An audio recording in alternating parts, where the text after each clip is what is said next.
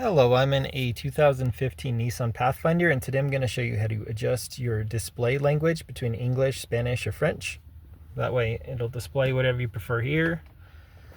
So first we'll start the vehicle, and then once it's all booted up, we're going to be using these controls here to toggle between everything. This is be like your menu options.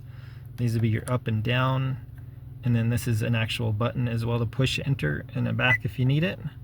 So we're going to start with this button to toggle through your menu options, and just keep pushing it until I get to settings here, and then I'm going to push down. So I'm scrolling down until I get to language or idioma or whatever it says, and then I'm going to push enter. So I pushed enter, and then here you'll toggle to whichever language you need. So we'll just try Spanish. And then again, I'm pushing enter with this, and then it automatically changes everything and saves it. Obviously I speak English, so I will switch it back to English from idioma. So idioma, back up, and then just pushing English, and again it just auto saves. So that's it.